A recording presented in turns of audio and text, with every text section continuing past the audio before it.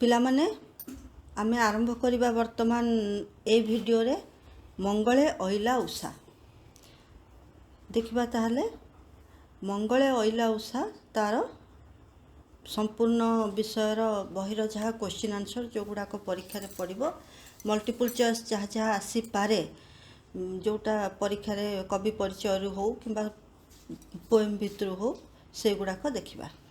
तमें मैंने पुणी से भली तुम साहित्य बही साहित्य सिंधु बही आउ तुम गोटे नोटबुक रख से नोटबुक रे रिविजन कला भली से या कर जाओ एंड देखो यहाँ ही तुम फाइनाल रिविजन हो तुमको विशेष कष्ट किसी करने को पड़ोनी ओडिया एग्जाम्स पाई। अच्छा मु पुणी थे कौच पे तुमने दयाक सब्सक्राइब कर मु प्रीमियर भी करुच्ची प्रीमियर रे बहुत कम पिला रोचंती सो दैट तुम मैंने जापर सब्सक्राइब कले जे नोटिफिकेशन गले तुम मैंने जापर जे बर्तमान ये जिनसटा हबार अच्छी कि होची कि जहाँ भी है तुम जापर तेणु एनीवे ठीक अच्छे पढ़ी दियो तापर देखिबा सब्सक्राइब करछो न करछो से कथा अलग कथा किंतु तुम पाक नोटिफिकेशन जाऊ प्रत्येक जिनस तुम जापर चैनल रे कौन कौन रही से मु कहूँ। आरंभ करवा मंगले अइला उषा लिखिं किए कवि गंगाधर मेहर। गंगाधर मेहर सी क्यों कवि भाव में परिचित तांकर उपाधि कौन? गंगाधर मेहर परिचित स्वभाव कवि गंगाधर मेहर। आधुनिक बरगड़ जिलार बरपाली रे जन्मित कवि अच्छा से क्योंठारे जन्मित? से बरपाली रे जन्मित। असाधारण सृष्टि प्रतिभार अधिकारी। पुरातन रे नूतनता आनिबारे गंगाधरଙ୍କ कवि चातुरी अनन्य। ताहले गंगाधरଙ୍କର कवि चातुरी केउथिरे थिला? तांकर कवि चातुरी थिला पुरातन रे नूतनता आनिबारे। मन रहिला प्रथमे गोटे क्वेश्चन आसिला गंगाधर मेहर केउं कवि भाव में परिचित? सी स्वभाव कवि भाव में परिचित। अच्छा से केउं जिलार लोक? से बरगड़ जिलार आधुनिक बरगड़ जिलार लोक। से बरपाली रे जन्मित कवि तांकर गाँ ना होची बरपाली। अच्छा ता सी असाधारण सृष्टिर अधिकारी सरला। पुरातन रे नूतनता होची तांकर गंगाधरଙ୍କର कवि चातुरी अनन्य। संस्कृत साहित्यर काव्य नाटक अवलंबन रे ओडिया काव्य वाक्य रचना करी से अनेकरू निजर मौलिकता प्रकाश करि जाइछंती। प्रकृति को अच्छा से कौन करछंती? प्रकृति को जीवंत सत्तारे रूपायित कराइछंती। माने प्रकृति को एक नेचरटा को पूरा लाइफ से देखैछंती। जो मेटाफर गोटे दियंती मेटाफर दियंती तुम इंग्लिश पोएम गुड़ाक पढ़ी से यही भाव में ताकू जीवंत भाव में देखैछंती जे माने सतरे जमती प्रकृति आगे छिड़ा होईची। ओडिया भाषा और ओडिशार स्वतंत्र को घेनी तांकर स्वाभिमानी कवि मानसरू झरी पड़ी अनेक क्षुद्र गीतिका। गंगाधरଙ୍କର काव्य प्रतिभार स्मारकी। तांकर कौन कौन काव्य प्रतिभा एटा मन रख। तपस्विनी प्रणय बल्लरी किचकबद्ध इंदुमती यही चारटा तांकर मेजर। तपस्विनी प्रणय बल्लरी किचकबद्ध इंदुमती आउ पद्मिनी अयोध्या दृश्य उत्कल लक्ष्मी। तांको क्षुद्र गीति संकलित होची कृषक संगीत। अच्छा तांकर क्षुद्र गीति संकलनटी कौन? सेथरे चारोटी ऑप्शन थिबो। गंगाधर स्वभाव कवि गंगाधर मेहरଙ୍କର क्षुद्र गीति संकलन गुड़िक कौन? ता भीतर धर चारोटी ऑप्शन ने कृषक संगीत थिबो। कृषक संगीत ही हम। मंगले अइला उषा तपस्विनी काव्यर चतुर्थ सर्गरु संगृहीत काव्य। अच्छा मंगले अइला उषा क्यों काव्य? तपस्विनी काव्यर चतुर्थ सर्ग। क्यों सर्ग? चतुर्थ सर्ग संगृहीत काव्यांश। वाल्मीकि आश्रम रोहुथिबा निर्वासिता सीता को प्रकृति स्वागत करवा प्रकृति को मानव चरित्र भली उपस्थापन करिबारे कवि गंगाधर मेहरଙ୍କର सिद्ध हस्तता। एटा मन रख प्रकृति को मानव चरित्र भली उपस्थापन करिबारे एटा जेतेबेले तुम सरलार्थ लिखिबो एई सब वर्ड गुड़िकर आवश्यकता रही पारे। अच्छा एबे जिबा आमे बहिर क्वेश्चन को। बहिर क्वेश्चन रे कौन कौन अच्छी आमे देखिदबा। विकच राजीव दृशा निम्नोक्त काहाकू दर्शाऊछि? विकच राजीव दृशा निम्नोक्त क्यों? प्रस्फुटित पद्मफूल सदृश आखि जाहार प्रस्फुटित पद्मफूलर पाखुड़ा सदृश आखि जाहार प्रस्फुटित यहाँ जहाँ देती तुम पढ़िल तो यहाँ हूँ उत्तर तार हम प्रस्फुटित पद्मफूल सदृश आखि जाहार प्रस्फुटित पद्मफूल सदृश आखि जाहार बुझिला। अरुण कषाय बास अर्थ स्वरूप केउं उक्तिटे ठीक अरुणଙ୍କ निमंते कषाय वस्त्र अरुणଙ୍କର कषाय वस्त्र अरुण रंगर कषाय वस्त्र कषाय रंगर अरुण वस्त्र एटा होची अरुण रंगर कषाय वस्त्र मन रहिला कषाय माने अरुण कषाय वस्त्र पाट वस्त्र उषा को प्रशंसा करी सती सीता केउं वाक्यटी कहचंती देख कन्फ्यूजन कौन हुए जोटा उषा कही तुम से टिक मार देकरी आसब एति सती सीता उषा को प्रशंसा करचंती तमे तिमिर विध्वंसी तिमिर माने अंधार विध्वंसी माने कौन तिमिर को काटी दियो ध्वंस कर दियो सीतांकर अन्य नाम वैदेही हबार कारण कौन सीतांकर अन्य नाम वैदेही हबार कारण से विदेहर कन्या निम्नलिखित पदगुड़िक मध्यरु केउंटी रूपक कर्मधारय नुहे निम्नलिखित पदगुड़िक मध्यरु केउंटी रूपक कर्मधारय नुहे सेठी चिन्हाई दियो ए विगत तुमर आसबार ना तथापि मु कहूँ एटा कर पल्लव निहार मुक्ता बाणी झंकार तरंग एटा बाणी झंकार हम जोटा कि रूपक कर्मधारय नुहे जानी था कौन एटा दरकार किसी आवश्यक नहीं तापर आमे देखिबा कौन आमे देखिबा क्षुद्र उत्तरमूलक दर्शन दियसती राति पाहिला यह किए क्या कहते दर्शन दियसती राति पाहिला एक कथा उषा राणी सती शिरोमणि सीता कहते सीता है वाल्मीकि आश्रम को उषा कहीं आगमन करथिले बोली वर्णित होइछि उषा राणी सती शिरोमणि सीता दर्शन करने को वाल्मीकि आश्रम को आसीथिले सीता दर्शन मन रख सती शिरोमणि सीता दर्शन करने को वाल्मीकि आश्रम को आसीथिले उषा मंगल मुहूर्त आसवा कथा कवितार केउं पदरु जना पड़ुछि कवितार प्रथम पद जोटा लिखाई मंगले अइले उषा मंगले अइले उषा हाँ से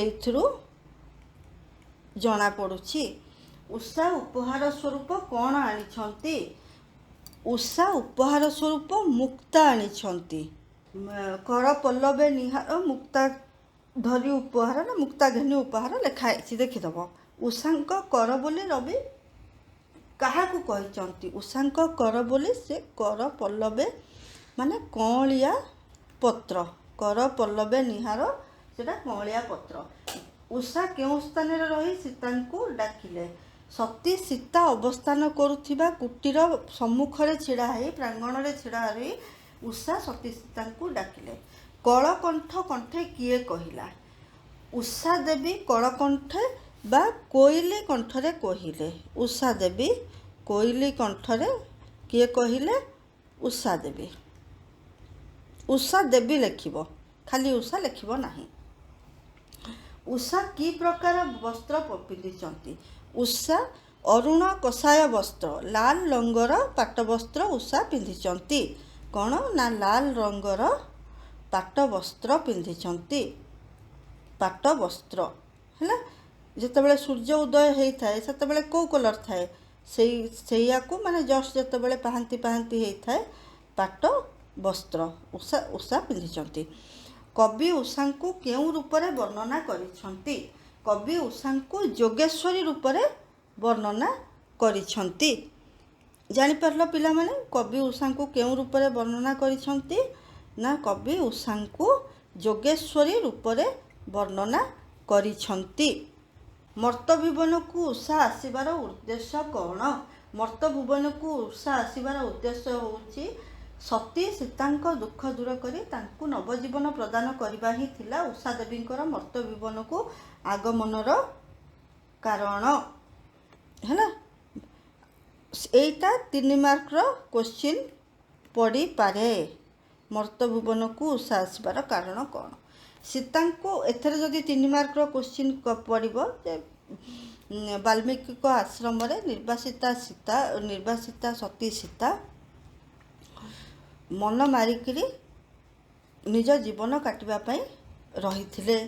ତେଣୁ ତାଙ୍କ ମନରେ ଯେଉଁ କ୍ଷୋଭ ଯେଉଁ ଦୁଃଖ ଥିଲା ସେ ଦୁଃଖକୁ ଦୂର କରି ତାଙ୍କୁ ନବଜୀବନ ପ୍ରଦାନ କରିବା ପାଇଁ ଉଷା ଦେବୀ ମର୍ତ୍ତ୍ୟଭୁବନକୁ ଆଗମନର ଉଦ୍ଦେଶ୍ୟ ବୋଲି ଏଠାରେ କବି କହିଛନ୍ତି। ସୀତାଙ୍କୁ ଅଭିନନ୍ଦନ ଜଣାଇବା ପାଇଁ ଉଷା କି ବ୍ୟବସ୍ଥାମାନ କରିଥିଲେ? ଆଚ୍ଛା, ଏ ଯେଉଁ ବ୍ୟବସ୍ଥାମାନ ଦିଆହେଇଛି ଏ ବ୍ୟବସ୍ଥାମାନ ଯଦି ତୁମେ ଟିକେ ଭଲରେ ଠିକ୍ ଭାବରେ ମନେ ନ ରଖିବ, ଗୋଟିଏ ଛାଡ଼ିଦେବ କି କ'ଣ କରିବ, ସେଥିରେ ମାର୍କ ଟିକେ ତୁମର କଟିଯାଇପାରେ। ତେଣୁ ଏଇଟା ଭଲକରି ତୁମେ ମନେ ରଖ ଯେ ମାନେ କ'ଣ ବ୍ୟବସ୍ଥା କରିଥିଲେ ତାଙ୍କ ଆଗମନ ପାଇଁ ସୀତାଙ୍କୁ ଅଭିନନ୍ଦନ ଜଣାଇବା ପାଇଁ ଉଷା କି ବ୍ୟବସ୍ଥାମାନ କରିଥିଲେ? ତାହେଲେ ଉଷାଙ୍କୁ ଅଭିନନ୍ଦନ ଜଣାଇବା ପାଇଁ ଉଷାରାଣୀ ସଙ୍ଗୀତ, ନୃତ୍ୟ, ବାଦ୍ୟ ତଥା ସ୍ତୁତି ପାଠର ବ୍ୟବସ୍ଥାମାନ କରିଥିଲେ। ଉଷା ସୀତାଙ୍କୁ ସତୀ ରାଜ୍ୟରାଣୀ ବୋଲି କାହିଁକି ସମ୍ବୋଧନ କରିଥିଲେ? ଅଯୋଧ୍ୟା ରାଜ୍ୟର ରାଣୀ, ମନେ ରଖିଥାଅ, ସେ ସତୀ ସୀତା ହେଉଛନ୍ତି ଅଯୋଧ୍ୟା ରାଜ୍ୟର ରାଣୀ, ବୁଝିପାରିଲ? ତେଣୁ ଅଯୋଧ୍ୟା ରାଜ୍ୟର ରାଣୀ ରଘୁକୁଳ ବଧୂ ସୀତା ହିଁ ଅଗ୍ନି ପରୀକ୍ଷା ଦେଇ ନିଜର ସତୀତ୍ୱର ପରାକାଷ୍ଠା ପ୍ରଦର୍ଶନ କରିଥିବାରୁ ତାଙ୍କୁ ରାଜ୍ୟ ରାଣୀ ବୋଲି ଏଠି ଉଷା ସମ୍ବୋଧନ କରିଛନ୍ତି। ସରସ୍ୱତୀଙ୍କର ବୀଣା ଝଙ୍କାର ସହିତ କାହାକୁ ତୁଳନା କରାଯାଇଛି? ସରସ୍ୱତୀଙ୍କର ବୀଣା ଝଙ୍କାର ସହିତ ଆଶ୍ରମ ନିବାସୀ ଋଷି ମୁନିମାନଙ୍କର, ଗୋଟେ ମିନିଟ୍, ସରସ୍ୱତୀଙ୍କର ବୀଣା ଝଙ୍କାର ସହିତ ମୁନି ଋଷି ଯେଉଁମାନେ ଆଶ୍ରମରେ ରହୁଥିଲେ, ମନେ ରଖିଥାଅ, ମୁଖ ନିଃସୃତ ସ୍ତବ ପାଠ ସହିତ ତୁଳନା କରିଛନ୍ତି। ଆଚ୍ଛା, ଏହାଦ୍ୱାରା ବନଭୂମିରେ କି ପରିବର୍ତ୍ତନ ଆସିଲା? କାହା ଦ୍ୱାରା? ଏଇ ଯେଉଁ ସ୍ତବ ପାଠ ଦ୍ୱାରା ବନଭୂମିରେ କି ପରିବର୍ତ୍ତନ ଆସିଲା? ମନ୍ତ୍ର ବଳରେ ଶକ୍ତି ବୃଦ୍ଧି ହେବା ପରେ ଏହାଦ୍ୱାରା ବନଭୂମି କ୍ରମଶଃ ଉଜ୍ଜଳ ହୋଇ ଉଠିଥିଲା। ଯେମିତି ମନ୍ତ୍ର ଦ୍ୱାରା ଶକ୍ତି ବୃଦ୍ଧି ହୁଏ, ସେହିଭଳି ଏହି ସ୍ତବ ବା ମନ୍ତ୍ର ପାଠ ଦ୍ୱାରା ବନଭୂମି ମଧ୍ୟ ଉଜ୍ଜଳ ହୋଇ ଉଠିଥିଲା। ଅନୁକମ୍ପା କିଏ? ଅନୁକମ୍ପା ଋଷି ବାଲ୍ମୀକିଙ୍କ ଆଶ୍ରମରେ ଜଣେ ବ୍ରହ୍ମଚାରିଣୀ ବା ଜଣେ ତପସ୍ୱିନୀ। ମନେ ରହିଲା? ଅନୁକମ୍ପା ସୀତାଙ୍କୁ କ'ଣ କହିଲେ? ଦର୍ଶନଭିଳାଷୀ ଉଷାଙ୍କୁ ଦର୍ଶନ ଦେଇ ସନ୍ତୁଷ୍ଟ କରିବା ସହିତ କୋଳରେ ଧରି ପରମ ସୁଖ ଲାଭ କରିବାକୁ ଚାହିଁ ବସିଥିବା ତମସା କିଏ? ତମସା ନଈର ଆଶା ପୂରଣ କରିବା ନିମନ୍ତେ ଶଯ୍ୟାତ୍ୟାଗ କରିବା ନିମନ୍ତେ ଅନୁକମ୍ପା ସତୀ ସୀତାଙ୍କୁ କହିଥିଲେ। ମନେ ରହିଲା? ସୀତାଙ୍କ ହୃଦୟରେ ପ୍ରତିବିମ୍ବିତ ବୀର ରାମମୂର୍ତ୍ତି କବି କାହାପରି ବୋଲି କହିଛନ୍ତି? ସତୀ ସୀତାଙ୍କ ହୃଦୟରେ ପ୍ରତିବିମ୍ବିତ ବୀର ରାମମୂର୍ତ୍ତିକୁ, ଏତକ ତ ଲେଖା ହେଇଛି, କ୍ୱେଶ୍ଚିନ୍ରେ ଲେଖିଦେବ। କବି ପଦ୍ମିନୀ ହୃଦୟସ୍ଥ ଶିଶିର ବିନ୍ଦୁରେ ପଡ଼ୁଥିବା ସୂର୍ଯ୍ୟଙ୍କ ଖର ରଶ୍ମିର ପ୍ରତିବିମ୍ବ ବୋଲି କହିଛନ୍ତି। କ'ଣ କହିଛନ୍ତି? ପଦ୍ମିନୀ ହୃଦୟରେ ଶିଶିର ବିନ୍ଦୁରେ ପଡ଼ୁଥିବା ସୂର୍ଯ୍ୟଙ୍କର ଖରା ରଶ୍ମିର ପ୍ରତିବିମ୍ବ ବୋଲି କହିଛନ୍ତି। ସୀତାଙ୍କ ହୃଦୟ ଶୋକ ଜର୍ଜରିତ ହେବାର କାରଣ କ'ଣ? ରଘୁବୀର ଶ୍ରୀରାମଚନ୍ଦ୍ରଙ୍କ ଦ୍ୱାରା ସୀତା ନିର୍ବାସିତ ହୋଇଥିବାରୁ ତାଙ୍କ ହୃଦୟ ଶୋକ ଜର୍ଜରିତ ହୋଇଥିଲା। ସୀତା ଉଷାଙ୍କ ପଦବନ୍ଦନା କରିକିରି କ'ଣ କହିଲେ? ସୀତା ଉଷାଙ୍କ ପଦବନ୍ଦନା କରି ତାଙ୍କୁ ସଂସାରରେ ଅନ୍ଧକାର ବିନାଶିନୀ ତଥା ସୂର୍ଯ୍ୟୋଦୟର ସୂଚକ ହେବା ପାଇଁ କହିଥିଲେ। ସୂର୍ଯ୍ୟୋଦୟର ସୂଚକ ବୋଲି କହିଥିଲେ। ସୀତା କାହାର ପଦବନ୍ଦନା କଲେ? ସୀତା ଉଷାଙ୍କର ପଦବନ୍ଦନା କଲେ ଏବଂ ତାଙ୍କୁ ସଂସାରରେ ଅନ୍ଧକାର ବିନାଶିନୀ ତଥା ସୂର୍ଯ୍ୟୋଦୟର ସୂଚକ ବୋଲି କହିଥିଲେ।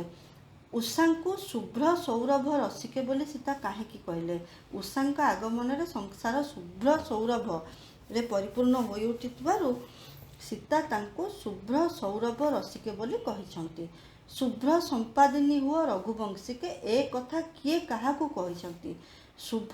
ଶୁଭ ସମ୍ପାଦିନୀ ହୁଅ ରଘୁବଂଶୀକେ, ଏ କଥା ସତୀ ସୀତା କହିଛନ୍ତି ଉଷାରାଣୀକୁ। ତମସାକୁ ଆଶ୍ରମଧାତ୍ରୀ ବୋଲି କାହିଁକି କୁହାଯାଇଛି? ତମସା ନଦୀ ତାର ତୀରରେ ଅବସ୍ଥିତ ମହର୍ଷି ତମସା ନଦୀ ତା ତୀରରେ ମହର୍ଷି ବାଲ୍ମୀକିଙ୍କ ଆଶ୍ରମ ଅବସ୍ଥିତ। ଆଶ୍ରମର ସମସ୍ତ ଆବଶ୍ୟକତାକୁ ନିଜର ସ୍ୱଚ୍ଛ ପବିତ୍ର ଜଳ ଦ୍ୱାରା ତମସା ନଦୀ ପୂର୍ଣ୍ଣ କରି ଧାତ୍ରୀ ପରି ପାଳନ କରୁଥିବାରୁ ତାକୁ ଆଶ୍ରମ ଧାତ୍ରୀ ବୋଲି କୁହାଯାଇଛି। ତମସା ନଦୀ କି ଆୟୋଜନ କରି ସତୀ ସୀତାଙ୍କ ଆଗମନକୁ ଅପେକ୍ଷା କରି ରହିଥିଲେ? ତମସା ନଦୀ ପ୍ରାଙ୍ଗଣରେ କୁସୁମ ଛିଞ୍ଚି, ଏଇଟା ମନେ ରଖ, ଏଇଟା ହୁଏତ ଆସିପାରେ। କୁସୁମ ମାନେ ଫୁଲ ଛିଞ୍ଚି, ମନେ ରଖ। କୁସୁମ ଛିଞ୍ଚି ତମସା ନଦୀ ତାର ପ୍ରାଙ୍ଗଣରେ କୁସୁମ ଛିଞ୍ଚି ସୁବାସିତ ଜଳ ଛିଞ୍ଚି ହେଲା, ଜଳ ଛିଞ୍ଚି ପ୍ରଭାତୀ ତାରାକୁ ମଙ୍ଗଳ ପ୍ରଦୀପ ଭାବରେ, ପ୍ରଭାତୀ ତାରାକୁ ମଙ୍ଗଳ ପ୍ରଦୀପ ଭାବରେ ପ୍ରଜ୍ୱଳନ କରି ସୀତାଙ୍କ ଆଗମନକୁ ଅପେକ୍ଷା କରି ରହିଥିଲେ। ହଁ, ତମସା ନଦୀ ସୀତାଙ୍କୁ କିପରି ସ୍ୱାଗତ ଜଣାଇଥିଲେ? ତମସା ନଦୀ କିପରି ସୀତାଙ୍କୁ ସ୍ୱାଗତ ଜଣାଇଥିଲେ? କ'ଣ ଲେଖିବ ଏଥିରେ? ତମସା ନଦୀ ନିଜର ତରଙ୍ଗ ରୂପକ କରକୁ ପ୍ରସାରିତ କରି ସୀତାଙ୍କୁ କୋଳରେ ଧରି ସ୍ନେହ ଆଲିଙ୍ଗନ ପୂର୍ବକ ସ୍ୱାଗତ ଜଣାଇଥିଲେ। ବୁଝିହେଲା? ନିଜର ତରଙ୍ଗ ରୂପକ କରକୁ, କର ମାନେ ହାତକୁ ପ୍ରସାରିତ କରି ବଢ଼ାଇ ସୀତାଙ୍କୁ କୋଳରେ ଧରି ସ୍ନେହରେ ଆଲିଙ୍ଗନ କରି ସ୍ୱାଗତ ଜଣାଇଥିଲେ। ପୁରା ସିମ୍ପୁଲରେ କହିଲି, ଭଲକିରି ମନ ଦେଇକିରି ଶୁଣ, ଲେଖିବ ତମମାନେ। ସୀତାଙ୍କୁ ଲାଭ କରି ତମସା ନିଜକୁ ଭାଗ୍ୟବତୀ ବୋଲି ଭାବିଛନ୍ତି କାହିଁକି? ସଂସାରର ସତୀ ଶିରୋମଣି ରଘୁକୁଳବଧୂ ଜନକ ନନ୍ଦିନୀ ସୀତାଙ୍କୁ କୋଳରେ ଧରି ସ୍ନେହ ଆଲିଙ୍ଗନ କରିଥିବାରୁ ତମସା ନିଜକୁ ଭାଗ୍ୟବତୀ ବୋଲି ଭାବିଛନ୍ତି। ଏବେ ସପ୍ରସଙ୍ଗ ସରଳାର୍ଥକୁ ଯିବା। ସରଳାର୍ଥ ନମ୍ବର 1, ଯାହା କହିଥିଲି ପିଲାମାନେ ମନେ ପକାଅ। କବିତା ହେଉଛି ମଙ୍ଗଳେ ଅଇଲା ଉଷା। କବି କିଏ ତମେ ଲେଖିଲ। ତାପରେ ସିଗ୍ନେଚର ଲାଇନ୍, 2ଟା ସିଗ୍ନେଚର ଲାଇନ୍ ଲେଖିଦେଲ। କ'ଣ ନା, ଏଇ କବିତାଟି କେଉଁଠୁ ଆସିଛି? କବିତାଟି ଆନିତ କେଉଁଠୁ? ଆନିତ। ଦ୍ୱିତୀୟ ହେଉଛି କବି ଏହି ପଦରେ କ'ଣ ଦର୍ଶାଇଛନ୍ତି? ଏଇ ଦୁଇଟା ହେଉଛି ତୁମର ସିଗ୍ନେଚର ଲାଇନ୍। ତାହେଲେ ତୁମେ ଏଥିରେ କ'ଣ କରିବ? ଉକ୍ତ ପଦ୍ୟାଂଶଟି ସ୍ୱଭାବ କବି ଗଙ୍ଗାଧର ମେହେରଙ୍କ ଦ୍ୱାରା ତପସ୍ୱିନୀ କାବ୍ୟର ଚତୁର୍ଥ ସର୍ଗରୁ, ମନେ ରଖିଥାଅ, ତପସ୍ୱିନୀ କାବ୍ୟର ଚତୁର୍ଥ ସର୍ଗରୁ ସଂଗୃହୀତ ମଙ୍ଗଳେ ଅଇଲା ଉଷା ନାମକ କବିତାରୁ ଆନିତ କି ଆସିଅଛି, ଯାହା ବି ତୁମେ ଲେଖିପାର। କବି ଉଷାର ମହତ୍ତ୍ୱ ଏଠାରେ ବର୍ଣ୍ଣନା କରିଛନ୍ତି। ଦେବା ପାଇଁ ନବଜୀବନ ସ୍ୱର୍ଗକୁ ଓହ୍ଲାଇଛନ୍ତି ମର୍ତ୍ତ୍ୟ ଭୁବନ। ଆଚ୍ଛା, ମଙ୍ଗଳମୟ ମୁହୂର୍ତ୍ତ ବା ବ୍ରାହ୍ମ ମୁହୂର୍ତ୍ତକୁ ଉଷାକାଳ କୁହାଯାଏ। ଏହି ଉଷାକାଳ ରାତିର ବିଦାୟ ତଥା ସୂର୍ଯ୍ୟ ଉଦୟ, ମାନେ ରାତି ଯାଉଛି ସୂର୍ଯ୍ୟ ଉଁଛି, ସେଇ ଯେଉଁ ମଝାମଝି ସମୟକୁ ଆମେ ବ୍ରାହ୍ମ ମୁହୂର୍ତ୍ତ ବା ମଙ୍ଗଳମୟ ମୁହୂର୍ତ୍ତ କହିଥାଉ। ତେଣୁ ରାତ୍ରି କାଳରେ ସମସ୍ତେ ମୃତପ୍ରାୟ ପଡ଼ି ରହିଥିବା ଜୀବଜଗତ ସୂର୍ଯ୍ୟୋଦୟର ନବଜୀବନ ପାଇଁ ଚଳଚଞ୍ଚଳ ହୋଇପଡ଼ନ୍ତି। ସଂସାର ବୁକୁରୁ ଦୁଃଖରାଶି ଅପସର୍ଯାଇ ଆରମ୍ଭ ହୁଏ ସୁଖଦ ଜୀବନ। ସେହି ଦୁଃଖ ହାରିଣୀ ନବଜୀବନ ପ୍ରଦାୟିନୀ ଉଷାରାଣୀ ସତୀ ଶିରୋମଣି ସୀତାଙ୍କୁ ଦର୍ଶନ କରିବାର ଅଭିଳାଷ ନେଇ ମହର୍ଷି ବାଲ୍ମୀକିଙ୍କ ଆଶ୍ରମରେ ଆସି ପହଞ୍ଚିଛନ୍ତି। ତାଙ୍କର କୁଟୀର ସମ୍ମୁଖରେ, ସତୀ ସୀତାଙ୍କ କୁଟୀର ସମ୍ମୁଖରେ ଆସି ଉପସ୍ଥିତ ହୋଇଛନ୍ତି। ରଘୁବୀର ଶ୍ରୀରାମଚନ୍ଦ୍ରଙ୍କ ଦ୍ୱାରା ନିର୍ବାସିତା ହୋଇ ଶୋକ ସନ୍ତପ ଚିତ୍ତରେ ବିଶ୍ରାମ ନେଇଥିବା ସୀତାଙ୍କୁ ରାତି ପାହିବାର ସିଏ ସୂଚନା ଦେଇଛନ୍ତି। ସତେ ଯେପରି କୌଣସି ଯୋଗେଶ୍ୱରୀ ସତୀ ସୀତାଙ୍କ ଦୁଃଖ ଦୂର କରି ତାଙ୍କୁ ନବଜୀବନ ଦେବା ପାଇଁ ସ୍ୱର୍ଗରୁ ମର୍ତ୍ତମଣ୍ଡଳ ଓହ୍ଲାଇ ଆସିଛନ୍ତି। ସୀତାଙ୍କ ମନରେ ବିଶ୍ୱାସ ପ୍ରଦାନ କରିବା ପାଇଁ ଅମୃତ ମଧୁର ଭାଷାରେ ଆଶ୍ୱାସନର ବାଣୀ ଶୁଣାଇ ଶଯ୍ୟା ତ୍ୟାଗ କରିବାକୁ ଆହ୍ୱାନ ଦେଇଛନ୍ତି। ମାନବ ଚରିତ୍ର ପ୍ରକୃତିକୁ ମାନବ ଚରିତ୍ର ସହିତ ତୁଳନା କରି କବିଙ୍କର ଦାର୍ଶନିକ ଦୃଷ୍ଟିକୋଣ ଏଠାରେ ଦେଖାଯାଉଛି। ବୈକୁଣ୍ଠେ ଦେଇ ତୃପତି ଅନନ୍ତ ଶ୍ରୁତି କି ଗତି ବିହିଲା କି ସରସ୍ୱତୀ ବୀଣା ଝଙ୍କାର। ଓକେ, ସେମିତି ଲେଖିଲ ଫାଷ୍ଟ କବିତା କ'ଣ, କବି କ'ଣ, ତମେ ସିଗ୍ନେଚର ଲାଇନ୍ ଲେଖିଲ। ଏଠି କବି କ'ଣ କହୁଛନ୍ତି? ଏଠି ପବିତ୍ର ବେଦମନ୍ତ୍ର ଦେଖ, ବୈକୁଣ୍ଠେ ଦେଇ ତୃପତି ଅନନ୍ତ ଶ୍ରୁତି କି ଗତି, ମାନେ ବୈକୁଣ୍ଠ ବିଷ୍ଣୁଙ୍କ ପାଖରେ ତାଙ୍କୁ ଶାନ୍ତି ଦେଇ ଅନନ୍ତ ନାଗଙ୍କୁ ମଧ୍ୟ ସେ ଆନନ୍ଦ ଦେଉଛି। କ'ଣ ନା, ଯେଉଁ ମୁନି ଋଷିମାନଙ୍କର କୁଟୀରରୁ ଯେଉଁ ବେଦ ମନ୍ତ୍ରଧ୍ୱନି ସବୁ ବାହାରୁଛି ତାହା ସମ୍ପୂର୍ଣ୍ଣ ବନଭୂମିକୁ ଉଜ୍ଜଳମୟ କରିଛି। ତେଣୁ ସେ ବେଦମନ୍ତ୍ର ସେ ବନଭୂମି ଭେଦ କରି ସେ ବୈକୁଣ୍ଠରେ ବିଷ୍ଣୁଙ୍କ ପାଖରେ ତାଙ୍କୁ ଶାନ୍ତି ଦେବା ସହିତ ପାତାଳ ଗର୍ଭରେ ଥିବା ଅନନ୍ତ ନାଗଙ୍କୁ ମଧ୍ୟ ଶାନ୍ତ କରାଉଛି କିମ୍ବା ଆନନ୍ଦ ପ୍ରଦାନ କରାଉଛି। ଯାହା ହେଲା, ତେଣୁ ଏଠି କବି କ'ଣ କହିଛନ୍ତି? କବି ଏଠି ପବିତ୍ର ବେଦମନ୍ତ୍ରର ଉଚ୍ଚାରଣରେ କିପରି ସମଗ୍ର ବ୍ରହ୍ମାଣ୍ଡ ଉଜ୍ଜଳମୟ ହୋଇ ଉଠେ ତାହା ବର୍ଣ୍ଣନା କରିଛନ୍ତି।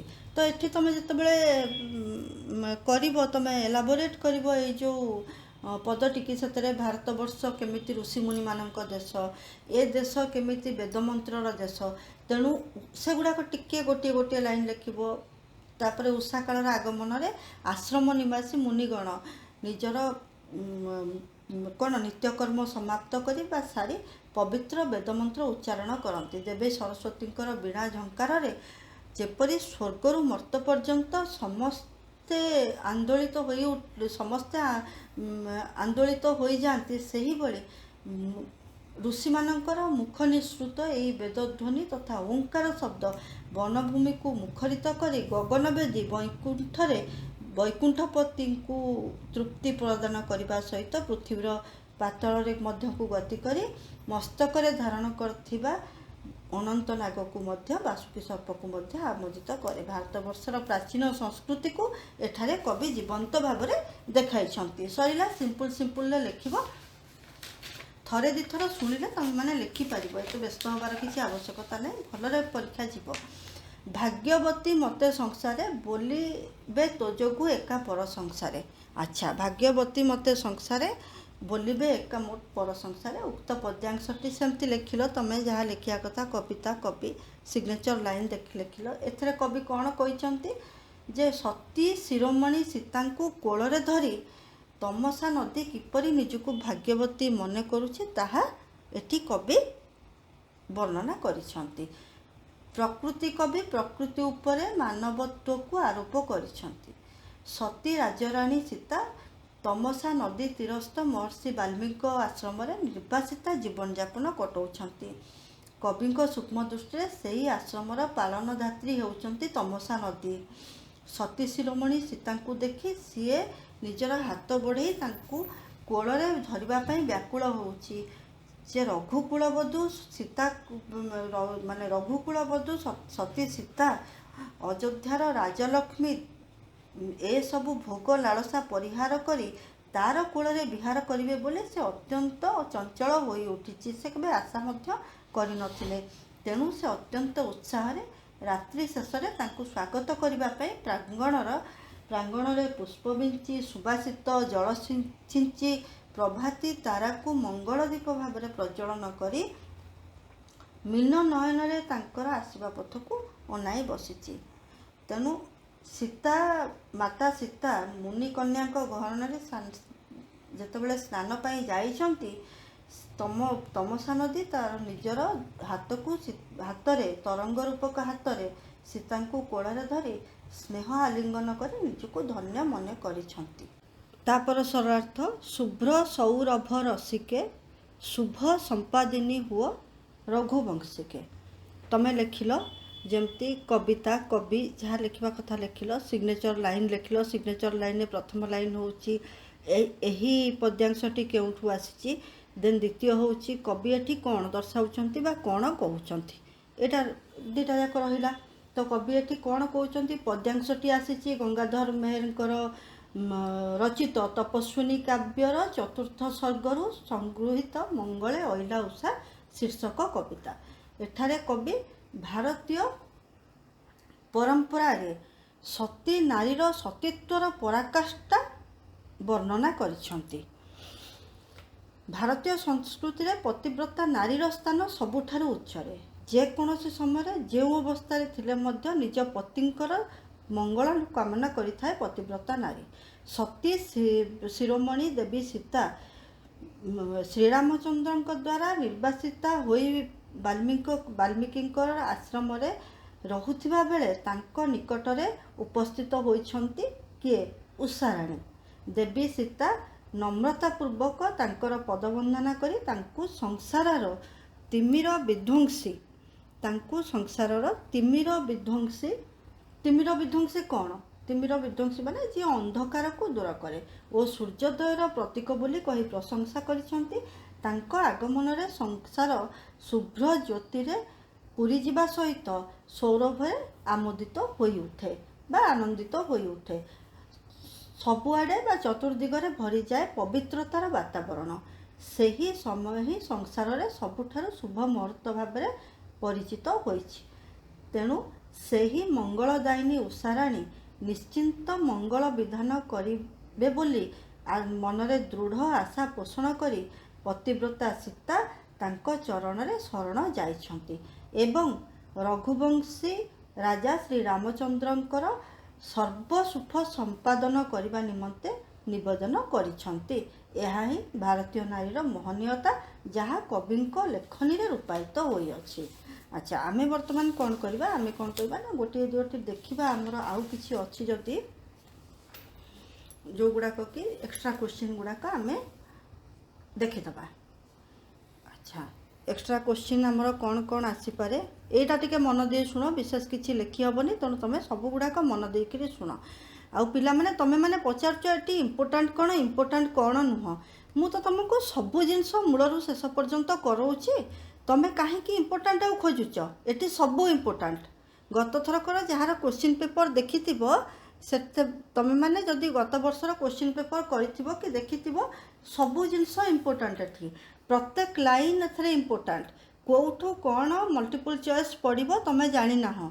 ତେଣୁ ଭଲକିରି ସବୁ ଜିନିଷ ଭଲକିରି ଜାଣିଯିବା ଦ୍ୱାରା ତୁମେ ଜାଣିବ ଯେ ଏକ୍ଜାକ୍ଟଲି ଆସିବ କ'ଣ, ମାନେ ଆସିବ କ'ଣ। ତୁମକୁ ତ ଯାହା ପଢ଼ିଲେ ତାହା ଆସିବ। ତୁମେ କାହିଁକି ଇମ୍ପୋର୍ଟାଣ୍ଟକୁ ସିଲେକ୍ଟିଭକୁ ଯାଉଛ କାହିଁକି? କିଛି ଆବଶ୍ୟକ ନାହିଁ। ସବୁ ପଢ଼, ସବୁ କରିବ, ସବୁ ଆସିବ ଆଉ ତୁମେ ସବୁ କରିବ। ମଙ୍ଗଳେ ଅଇଲା ଉଷା କବିତାଟି କେଉଁ କାବ୍ୟରୁ ଆସିଅଛି? ମଙ୍ଗଳେ ଅଇଲା ଉଷା କବିତାଟି ସ୍ୱଭାବ କବି ଗଙ୍ଗାଧର ମେହେରଙ୍କର ରଚିତ ତପସ୍ୱିନୀ କାବ୍ୟରୁ ଆସିଅଛି। କ'ଣ ତା ନା? ତପସ୍ୱିନୀ। ଏଇଟା ପ୍ରଥମରୁ ଆମେ ପଢ଼ିଥିଲେ, ମନେ ରହିଲା। ଉଷାରାଣୀ ସୀତାଦେବୀଙ୍କୁ ଉପହାର ଦେବା ପାଇଁ, ଏଇଟା ତ ମୁକ୍ତା ବୋଲି ଆମେ ଜାଣିଛେ, ଆଗରୁ କରିଛେ।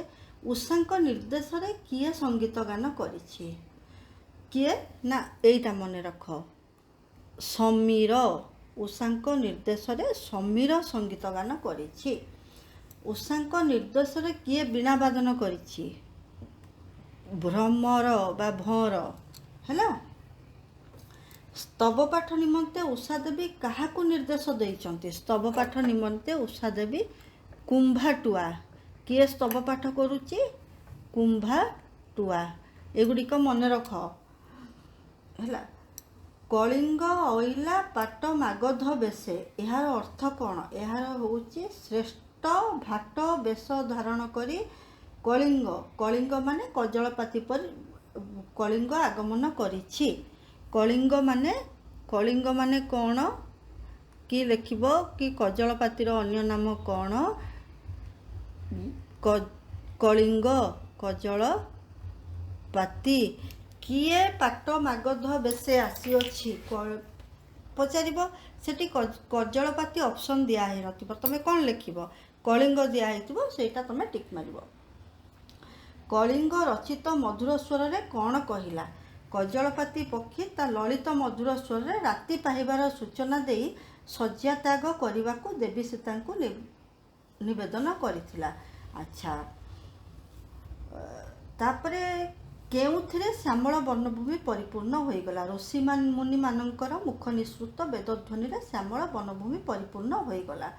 ଅନୁକମ୍ପା ସୀତା କାହାକୁ ଦର୍ଶନ ଦେଇ ସନ୍ତୁଷ୍ଟ କରିବାକୁ କହିଥିଲେ? ଅନୁକମ୍ପା ସୀତା ଦର୍ଶନ ବିଳାସୀ ଉଷା ଦେବୀଙ୍କୁ ଦର୍ଶନ ଦେଇ ସନ୍ତୁଷ୍ଟ କରିବାକୁ କହିଥିଲେ।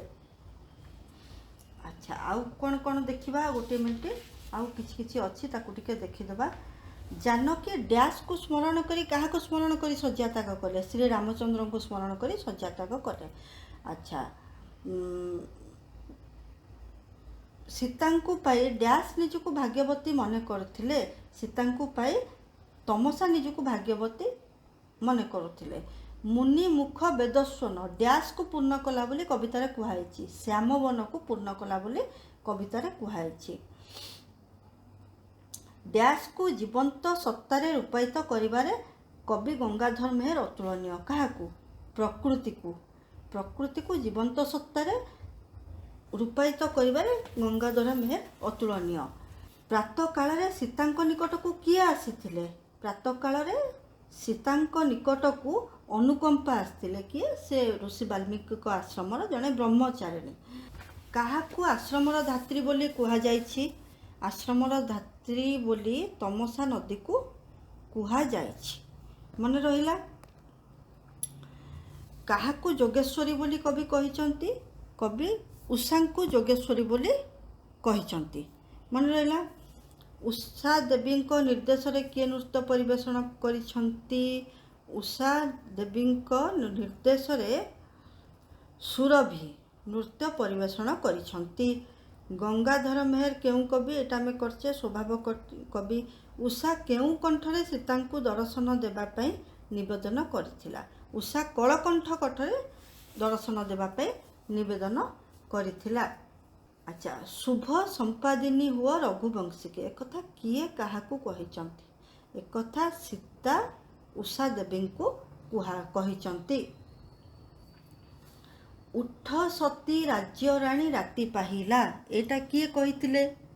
ଉଠ ସତୀ ରାଜ୍ୟରାଣୀ ରାତି ପାହିଲା, ଏହା କଳିଙ୍ଗ ବା କଜଳପାତି କହିଥିଲେ। ତମସା ରହିଛି ଅନାଇ କୋଳେ କରି ଥରେ ସୁଖ ଲଭିବା ପାଇଁ କିଏ କହିଥିଲେ? ଏକଥା ଅନୁକମ୍ପା କହିଥିଲେ। ଅନୁକମ୍ପା ଆସିକରି ଉଠାଇଛନ୍ତି ଯେ ଉଷା ଦେବୀ ଆସିଛନ୍ତି ଆପଣଙ୍କର ଦର୍ଶନ ପାଇଁ। ସେପଟେ ତମସା ନଦୀ ଅନାଇକିରି ବସିଛନ୍ତି, ଆପଣ ମା ଉଠନ୍ତୁ। ଅନୁକମ୍ପା କାହାକୁ ସୁକୁମାର ଦେହି ବୋଲି କହିଛନ୍ତି? ଅନୁକମ୍ପା ଉଷାଙ୍କୁ ସୁକୁମାର ଦେହି ବୋଲି କହିଛନ୍ତି। କବି ଗଙ୍ଗାଧର କେଉଁ ସାହିତ୍ୟର କାବ୍ୟ ଓ ନାଟକ ଅବଲମ୍ବନରେ ଓଡ଼ିଆ କାବ୍ୟମାନ ରଚନା କରିଛନ୍ତି? ତାହା ହେଉଛି ସଂସ୍କୃତ ସାହିତ୍ୟର। ପ୍ରକୃତି କବି ଗଙ୍ଗାଧର କବିତାକୁ କେଉଁପରି ଭାବରେ ଉପସ୍ଥାପନ କରିଛନ୍ତି? ମାନବ ଚରିତ୍ର ପରି ସେ ଉପସ୍ଥାପନ କରିଛନ୍ତି। ବୁଝିହେଲା? କବିଙ୍କ ଆଶ୍ରମରେ କେଉଁ କେଉଁ ପକ୍ଷୀଙ୍କ କାକଳି ଶୁଣି ପାରୁଛନ୍ତି? କିଏ ଶୁଣି ପାରୁଛନ୍ତି?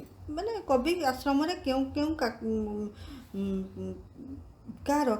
ପକ୍ଷୀଙ୍କର କାକଳି ଶୁଣିପାରୁଛନ୍ତି? ମାନେ ତାମାନେ ଏଠି କେଉଁ ପକ୍ଷୀ ଅଛନ୍ତି ତାଙ୍କୁ ତୁମେ ଦେଖିବ। ପ୍ରଥମ ହେଲା କଳକଣ୍ଠ କଣ୍ଠେ କିଏ? କୋଇଲି। କୁମ୍ଭାଟୁଆ ସ୍ତବ ପାଠ କଲେ। କଜଳପାଟି କହିଲେ ଉଠ ସତୀ ରାଜ୍ୟରାଣୀ ରାତି ପାହିଲା ଯିଏ କହିଛନ୍ତି ସେ।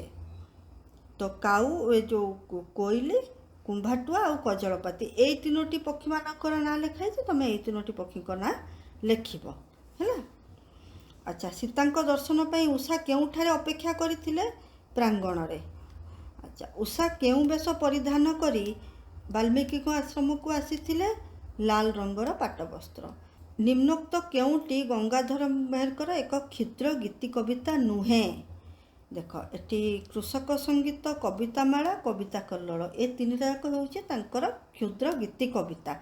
ସେଥିରେ କିନ୍ତୁ କୀଚକବଦ୍ଧ ତାଙ୍କର ଗୀତି କବିତା ନୁହେଁ। ମନେ ରହିଲା? କୀଚକବଦ୍ଧଟା ମାନେ ଏଇଟା ଗଦ୍ୟ। କେଉଁ ଉଦ୍ଦେଶ୍ୟରେ ସୀତା ଅନୁକମ୍ପାଙ୍କ ସହିତ ତମସା ତୀରକୁ ଯାଇଥିଲେ? ସ୍ନାନ ଉଦ୍ଦେଶ୍ୟରେ, କେଉଁ ତୃଷା ହୃଦୟରେ ବହନ କରି ଉଷାଙ୍କ ଆଗମନ ହୋଇଥିଲା?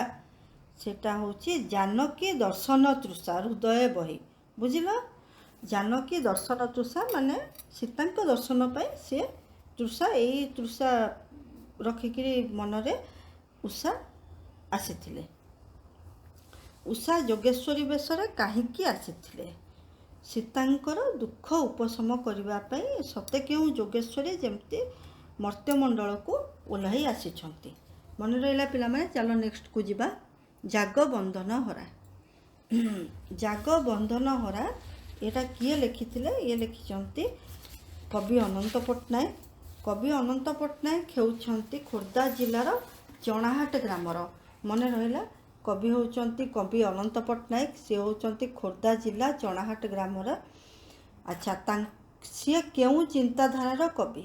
ସେ ସାମ୍ୟବାଦୀ ଚିନ୍ତାଧାରାର କବି। ଏଇଟା ମନେ ରଖିଥା, ଏଇଟା ପଡ଼ୁଛି ପରୀକ୍ଷାରେ ପ୍ରାୟ।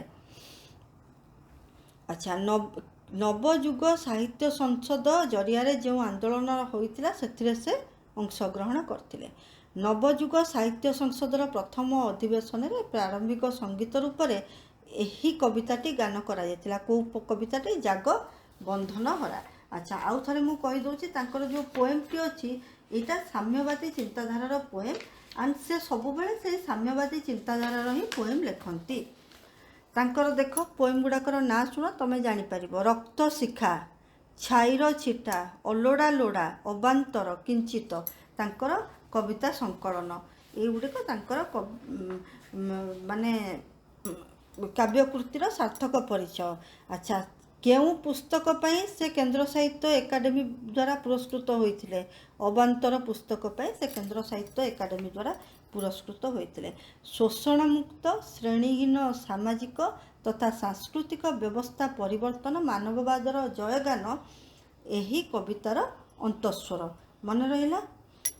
ଏଇଟାକୁ ମନେ ରଖିଥା। ତୁମକୁ ଯେତେବେଳେ କବି ଏଇଆ କହିଛନ୍ତି କି କ'ଣ କହିଛନ୍ତି ସେଗୁଡ଼ାକ ଲେଖିବା ପାଇଁ ତୁମକୁ ସୁବିଧା ହେବ।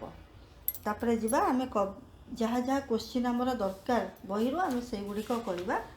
ବନ୍ଧନୀ ମଧ୍ୟରୁ ଉପଯୁକ୍ତ ଶବ୍ଦ ବାଛି ଶୂନ୍ୟ ସ୍ଥାନ ପୂରଣ କର।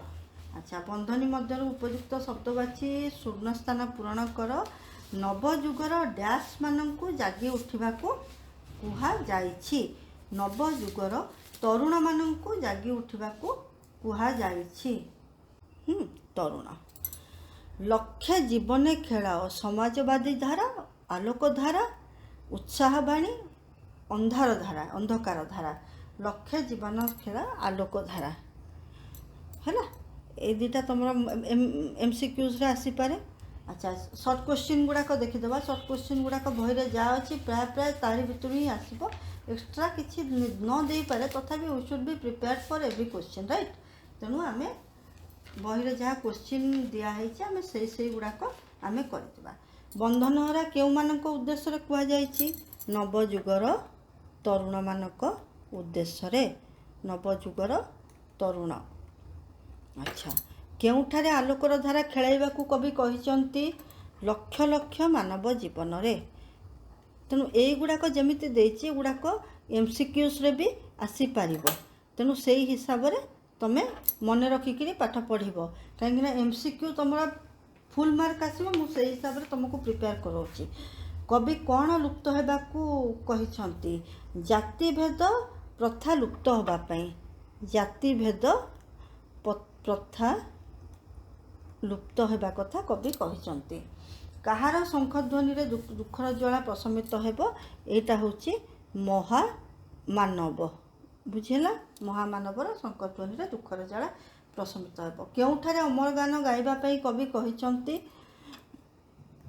ମୃତ୍ୟୁର ଦ୍ୱାରରେ। ତିମିର କାରା ଭାଙ୍ଗିଦେବା କଥା କବି କାହିଁକି କହିଛନ୍ତି? ମାନବ ମସ୍ତକରେ ଯେଉଁ ସଞ୍ଚିତ ଅପମାନ, ମାନବ ମସ୍ତକରେ ସଞ୍ଚିତ ଅପମାନ ପୋଛିଦେବା ପାଇଁ ତିମିରକାରକୁ ଭାଙ୍ଗିଦେବା ନିମନ୍ତେ କବି କହିଛନ୍ତି। ମରୁପଥରେ କ'ଣ ସୃଷ୍ଟି କରିବାକୁ କହିଛନ୍ତି କବି? ମରୁପଥରେ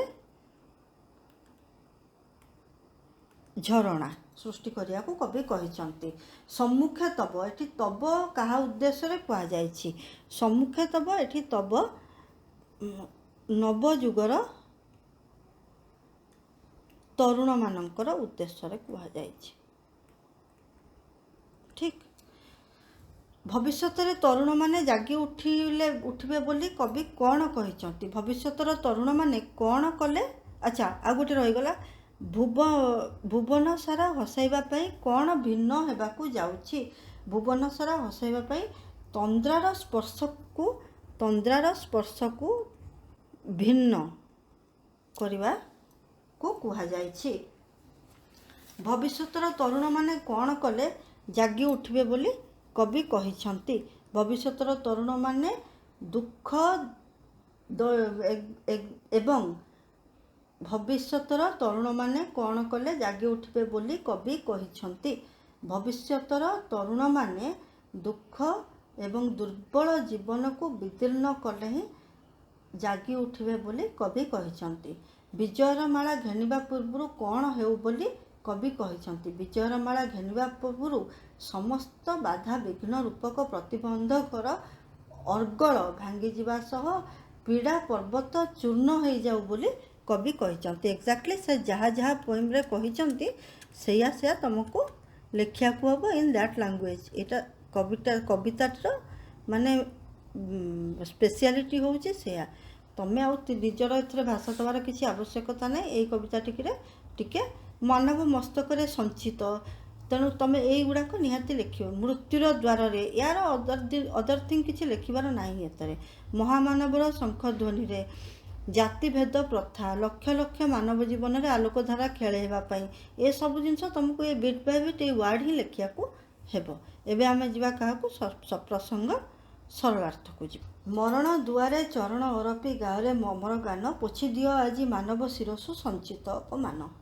ଲେଖିବ, ସେମିତି ଲେଖିବ। କ'ଣ ଲେଖିବ ଏଠି? କବି।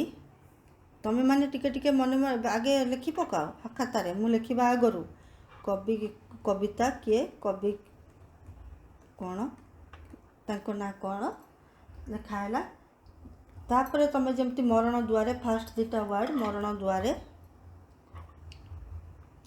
ଏଣ୍ଡ ଲାଷ୍ଟ ଦୁଇଟା ୱାର୍ଡ଼ ଲେଖିଲ।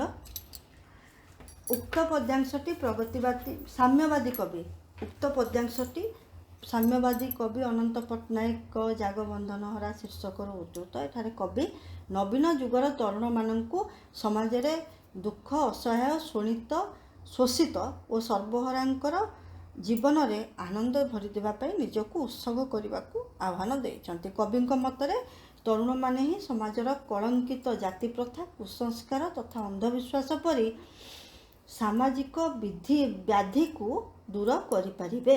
ମନେ ରହିଲା, ସାମାଜିକ ବ୍ୟାଧି ମାନେ ସାମାଜିକ ରୋଗ।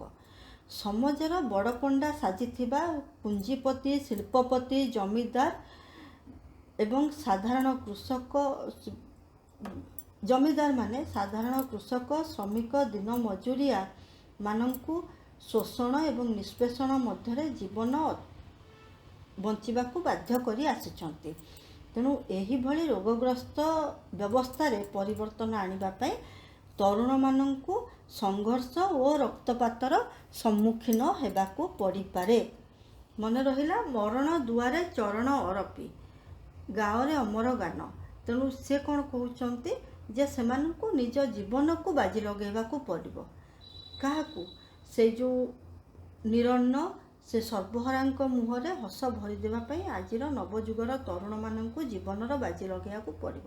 ମୃତ୍ୟୁର ସମ୍ମୁଖୀନ ହେଲେ ମଧ୍ୟ ସେମାନେ ଏହି ଦୁଃଖୀ ଦରିଦ୍ରଙ୍କ ଜୀବନରେ ସୁଖ ଶାନ୍ତି ଭରିବାକୁ ଇଚ୍ଛା କରିବା ଦରକାର। ଇଚ୍ଛା କରନ୍ତୁ। ସେମାନଙ୍କ ହୃଦୟରେ ଆତ୍ମବିଶ୍ୱାସ ଓ ସନ୍ତୋଷର ବୀଜ ବୁଣି ପାରିବେ। ଆଜୀବନ ଦୁଃଖ, ଯନ୍ତ୍ରଣା, ଲଜ୍ଜା, ଅପମାନକୁ ଧାରଣ କରି ଆସିଥିବା ସର୍ବହରାମାନଙ୍କୁ ଚିରଶାନ୍ତିର ଅମର ଗୀତ ଶୁଣାଇ ସେମାନଙ୍କ ମୁହଁରେ ହସ ଭରିଦେଇ ପାରିବେ। ଆଚ୍ଛା, ଭିନ୍ନ କରି ସେ ତନ୍ଦ୍ରା ପରଶ ହସାଅ ଭୁବନ ସାରା।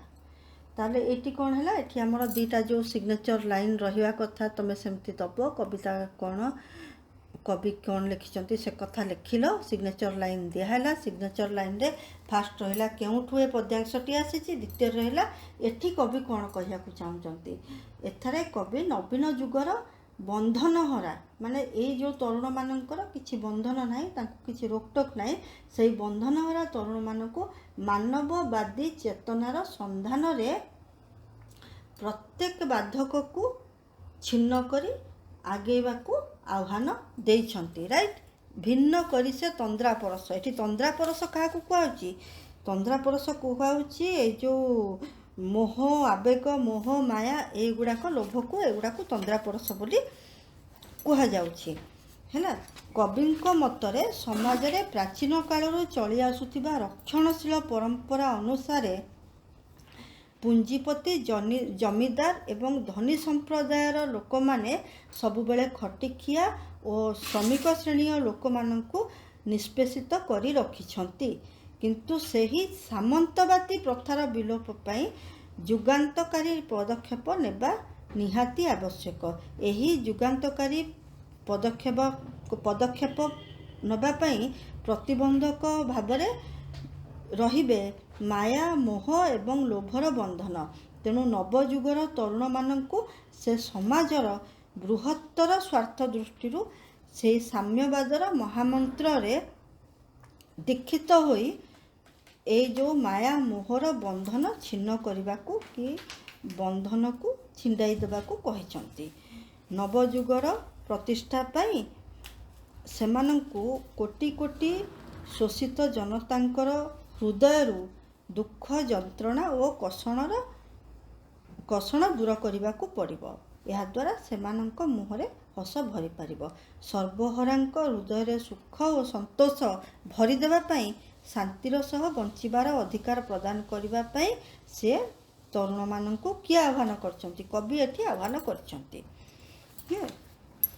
भाजी पड़ुआ जी अर्गल राजी घेन विजयर माला ठीक से भाया कविता कॉपी तापरे सिग्नेचर लाइन अच्छा भाजी पड़ुआ जी अर्गल राजी घेन विजयर माला अच्छा प्रदत्त पद्यांशटी लिखिब तमें कविता कौन कवि किए प्रथम लेखाला दीटा सिग्नेचर लाइन लेखाहब उक्त पद्यांशटी कवि अनंत पट्टनायक रचित जागबंधन हरा शीर्षक कवितारू आसीची एठारे कवि कौन कहते एठारे कवि तरुण मानकर जुगान्तकारी प्रगतिवादी पदक्षेपर सफलता कामना करिछंती हैला तांकर जो प्रगतिवादी पदक्षेप नेबाकू जाउछंती तरुण मानकर तार सफलता कामना करिछंती कविंक मतरे तरुण माने ही शक्ति और सामर्थ्यर मूर्तिमंत प्रतीक सेमाने ही सबु बाधा बंधन छिन्न करने पाई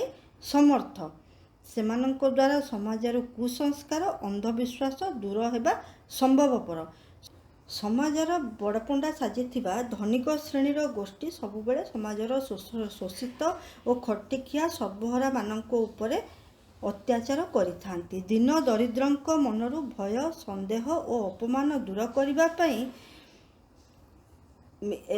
जो नवजुगर तरुण मानकर बहुत भूमिका रही दिन दरिद्र मानक मनरु भय संदेह और अपमान दूरीभूत करने केवल नवजुगर तरुण माने ही कौन से माने ही दूर करने से माने ही योग्य तरुण मानक द्वारा प्रगतिर रथचक्र तले सेमानंकर कहार तरुण मानक द्वारा जो रथ चलो प्रगतिर रथ चलो से रथर चक तले यही सर्वहरा मानकर ज्वाला जंत्रणा एवं कषण सबुदिन पाई विदीर्ण हो दीर्घ दिनर जो उत्पीड़न जो अत्याचार से मध्य चूर्ण विचूर्ण हेब समस्त बाधा बंधन और प्रतिबंधकर अर्गल को ध्वंस करी सेमाने दिने विजय बाना उड़ाइबे एवं सेमानंकर गଳାରେ सफलतार जयमाला थिबो हैला एटा हैला तार सैला आमर वर्तमान सरलार्थ सैला आमे आउ किछिटा करदबा कोन मल्टीपल चॉइस जो गुड़ाक आसी पारिबो सेई गुड़िक କରିदेବା। ଆଚ୍ଛା, ମଲ୍ଟିପୁଲ୍ ଚଏସ୍ ସର୍ଟ କ୍ୱେଶ୍ଚିନ୍ ବି ଆସିପାରେ। ଜାଗବନ୍ଦନାର କବିତାଟି କେଉଁ ପ୍ରାରମ୍ଭିକ ସଙ୍ଗୀତ ଭାବରେ କେଉଁଟି ପ୍ରାରମ୍ଭିକ ସଙ୍ଗୀତ ଭାବରେ ଗାନ କରାଯାଇଥିଲା? ଏହା ନବଯୁଗ ସାହିତ୍ୟ ସଂସଦର ପ୍ରାଥମିକ ଅଧିବେଶନରେ ପ୍ରାରମ୍ଭିକ ସଙ୍ଗୀତ ଭାବରେ ଗାନ କରାଯାଇଥିଲା। ତାଙ୍କୁ କେଉଁ ପୁସ୍ତକ, ଏଇଟା ତ ମୁଁ କହିଥିଲି, କେନ୍ଦ୍ର ସାହିତ୍ୟ ଏକାଡେମୀ ଦ୍ୱାରା ପୁରସ୍କୃତ କରାଯାଇଥିଲା, ଅବାନ୍ତର ପୁସ୍ତକ। ଜାଗବନ୍ଦନାର କବିତାର ଅନ୍ତଃସ୍ୱର କ'ଣ? ଶୋଷଣମୁକ୍ତ ଶ୍ରେଣୀହୀନ ସମାଜ ତଥା ସାଂସ୍କୃତିକ ବ୍ୟବସ୍ଥା ପରିବର୍ତ୍ତନ, ମାନବବାଦର ଜୟଗାନ ହିଁ ଜାଗବନ୍ଦନାର କବିତାର ଅନ୍ତଃସ୍ୱର। ବୁଝିପାରିଲ? କବି କେଉଁମାନଙ୍କୁ ଜାଗି ଉଠିବା ପାଇଁ ଆହ୍ୱାନ ଦେଇଛନ୍ତି? କବି ନବଯୁଗର ତରୁଣମାନଙ୍କୁ ଜାଗି ଉଠିବା ପାଇଁ ଆହ୍ୱାନ ଦେଇଛନ୍ତି। କ'ଣ ଛିନ୍ନ କରିବାକୁ କହିଛନ୍ତି? ସକଳ ବନ୍ଧନରାଜି ଛିନ୍ନ କରିବାକୁ କହିଛନ୍ତି।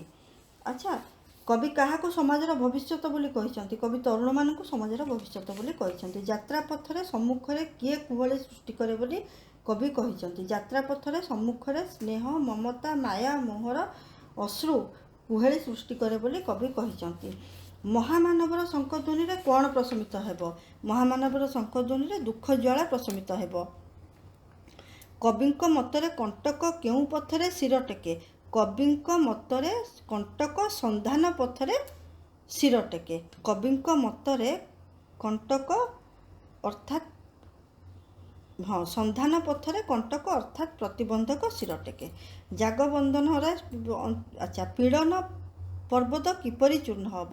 ବନ୍ଧନହରାଙ୍କର ସ୍ୟନ୍ଦନ ତଳେ ପୀଡ଼ନର ପର୍ବତ ଚୂର୍ଣ୍ଣ ହେବ। ୟା ପାଇଁ ଅଲଗା କିଛି ତୁମେ ଲେଖିପାରିବନି, ସେଇ ସ୍ୟନ୍ଦନ ହିଁ ତୁମକୁ ଲେଖିବାକୁ ପଡ଼ିବ।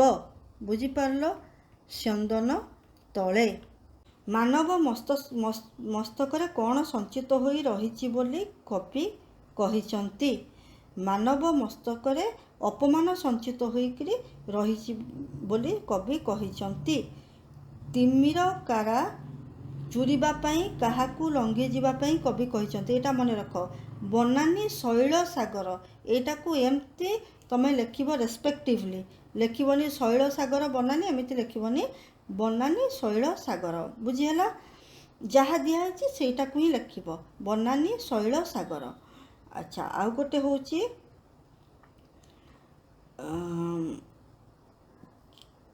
କେଉଁମାନେ କମ୍ପିତ ପ୍ରାଣେ ଶଙ୍କିତ ହୋଇ ଉଠିବେ ବୋଲି କବି ଆଶା କରିଛନ୍ତି? ଚନ୍ଦ୍ର, ତପନ, ତାରା।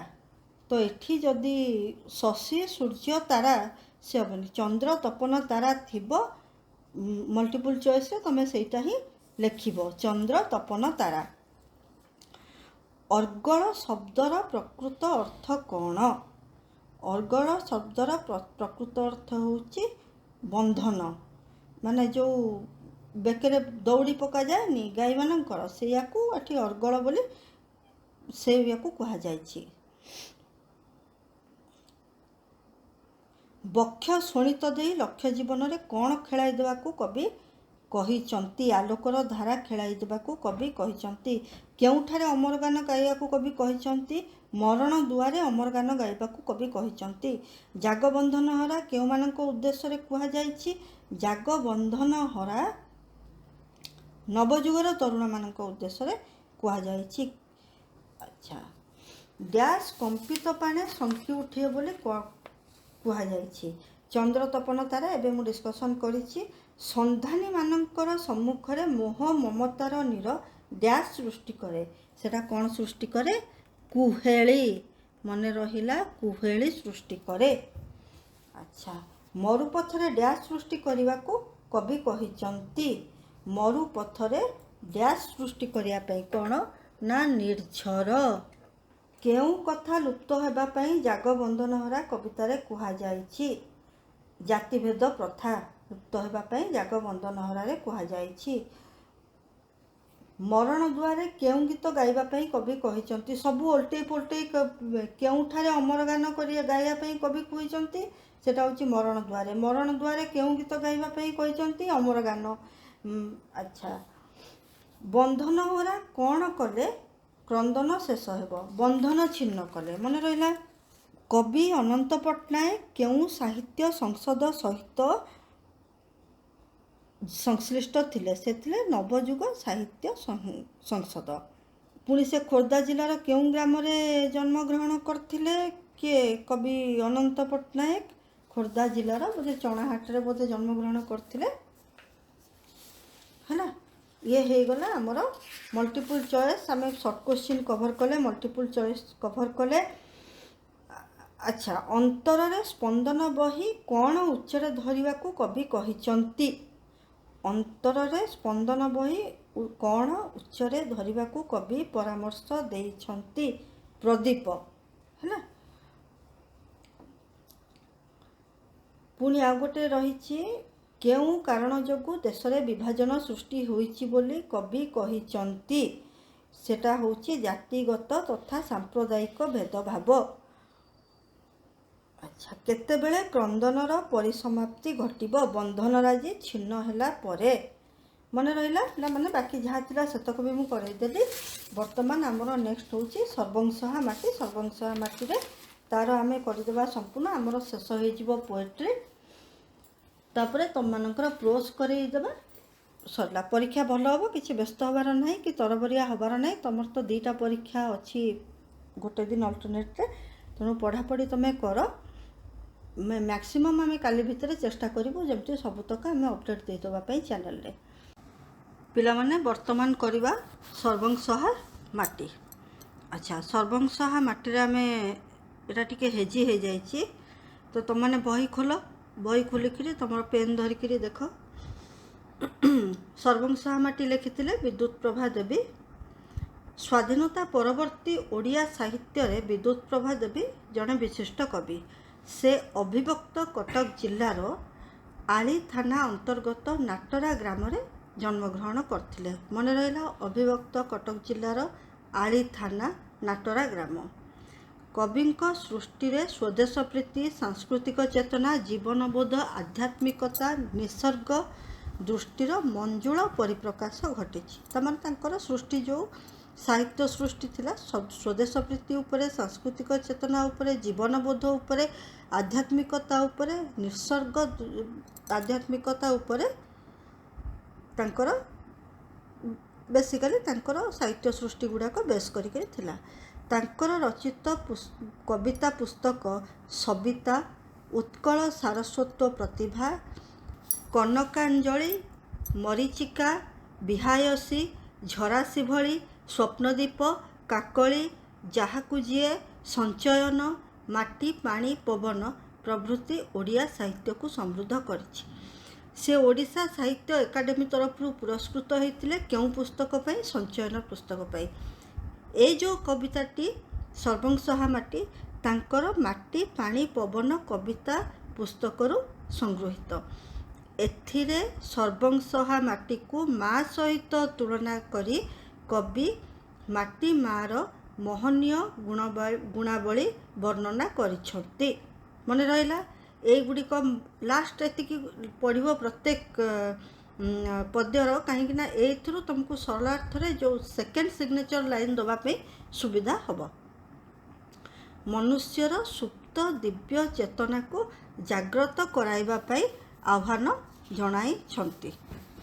हैला एटा हैला मोर कवि परिचय। कवि परिचय रे विशेष किछि नाही। कवि परिचय रे दुईटी जिनस देखिबो। गोटे होछि अभिव्यक्त कटक जिलार आली थाना अंतर्गत नाटरा ग्राम रे जन्मग्रहण करथिले जोटा कि पढ़ी पारे विद्युत प्रभा देवी केउं ठारे जन्मग्रहण करथिले सेटा गोटे। आ गोटे केउं पुस्तक पई से ओडिशा साहित्य एकाडेमी पुरस्कार पाइथिले सेटा होछि संचयन। तापरे पठित कविताटी सर्वंशहा माटी केउं कविता पुस्तकरू संगृहीत माटी पानी पवन। सरिला एठी हमर कवि परिचयर जहाँ क्वेश्चन आंसर आसीबो। वर्तमान जीवा देखिबा हमर प्रश्न उत्तर। प्रश्न उत्तर भितरु हमर अछि उपयुक्त जमती हमर एमसीक्यू आसुची परीक्षा रे से भलिया ही रहिछि। दिह सिना तोर पहाड़ पत्थर कौन पतर प्राण। एटा हबो कौन पतर प्राण। गोटे मिनिट पिला माने टिके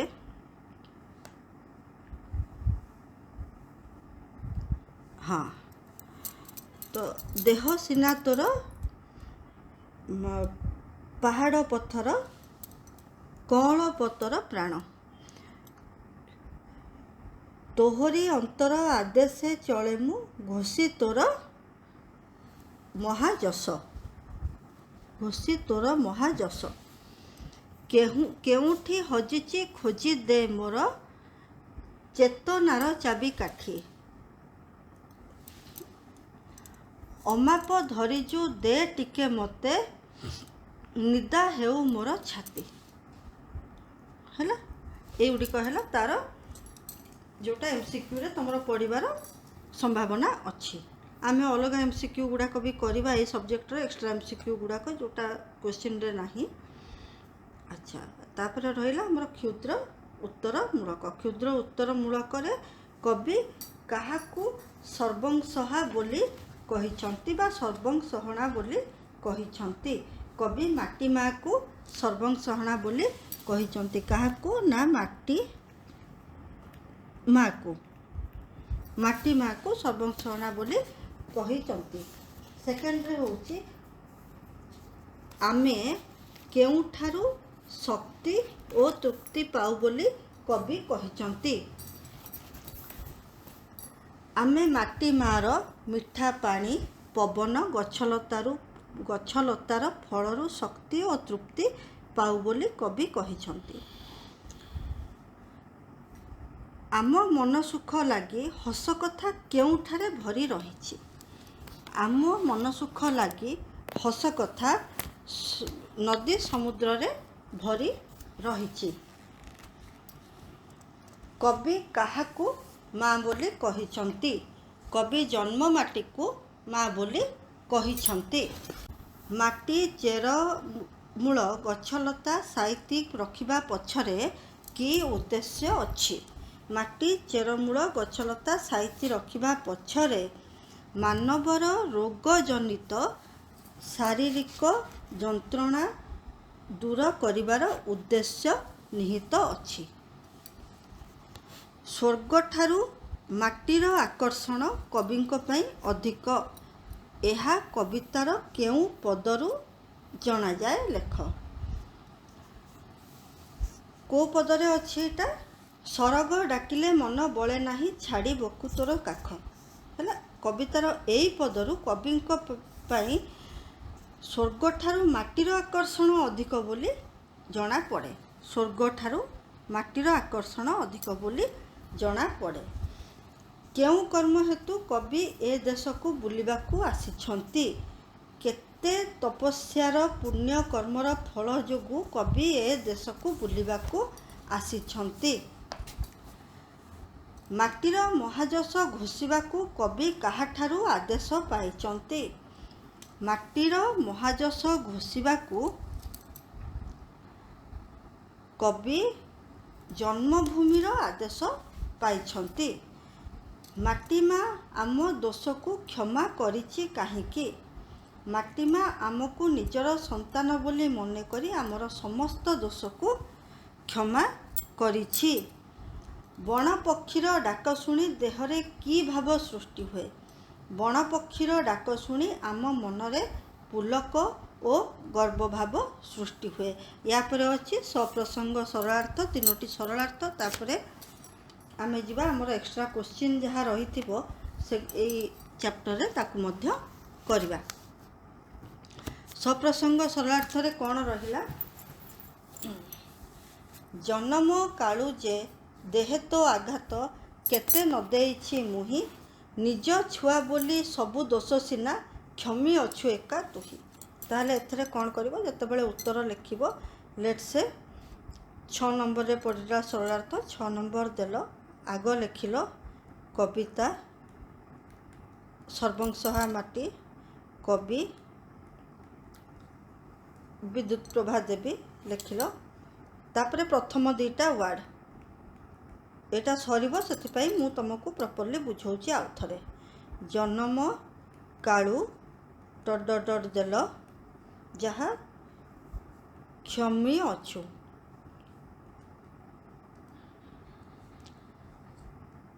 ଏକା ତୁହି। ଠିକ୍, ଏତିକି ଦିଆହେଲା ଆମର। ତାପରେ ଆସିଲା ସିଗ୍ନେଚର ଲାଇନ୍ରେ, ସିଗ୍ନେଚର ଲାଇନ୍ 1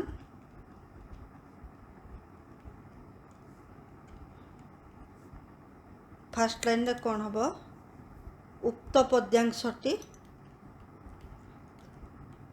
तापर सेकेंड लाइन रे कौन हम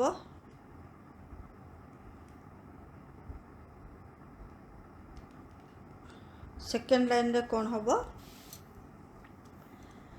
एठारे कवि माटी को जड़े क्षमामयी कल्याणमयी तथा स्नेहमयी संतान वत्सला आदर्श जननी भाव वर्णना करिछंती।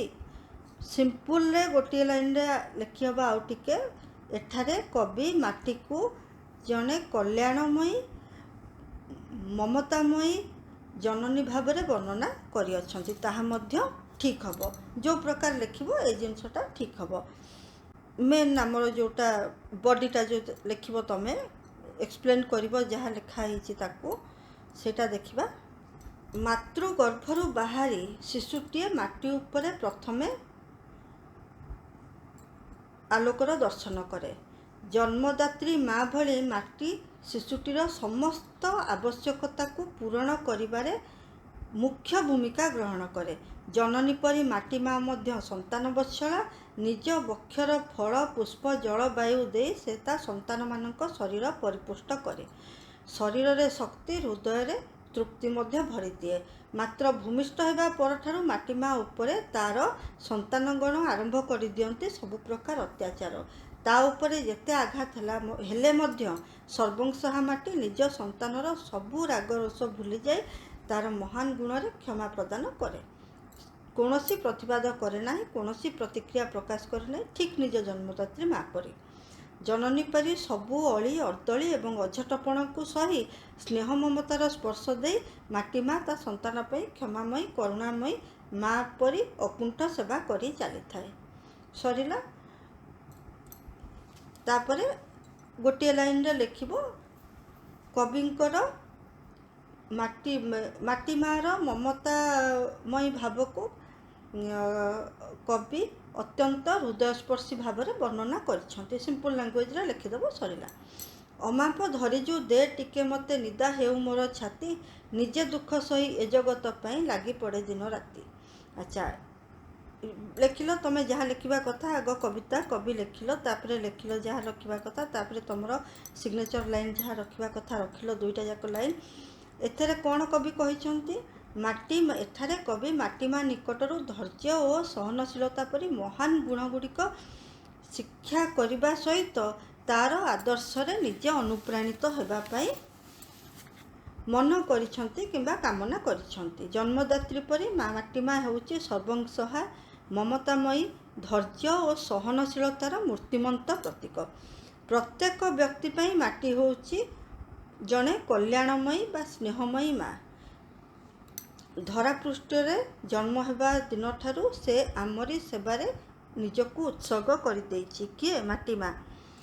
जीवन धारण पाई प्रमुख उपादान जल फल वायु खाद्य जोगाई दे गभीर स्नेह और निबिड़ ममता दे लालन पालन करी आसीछि।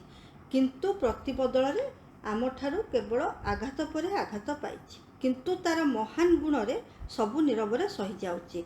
सबु आघात को सह्य करिया पे सते जेपरी माटी माँ अंतर रे भरी रहिछि असरंती धैर्य और सहनशीलता। तार सही गुणरू किछि प्राप्त होबा पे कवि माटी माँ को निवेदन करिछंती। से जीवन मध्य रे सबु घात प्रतिघात निंदा अपवाद और दुख जंजाल सह्य करी धैर्यर सह जगत कल्याण रे व्रती हेबा पे समर्थ होई पारिबे। एटा होउची लास्ट लाइन तमे लिखिबो जे से निवेदन करिसंती जे माटी माँ ठारू किछि एही स्वर्गीय गुण को प्राप्त करिबा पाई। तोर मुकति रे मोर मुकतिमा तोर हसे मोर हस तोहरी अंतर आदेश चले मु घोषी तोर महाजस।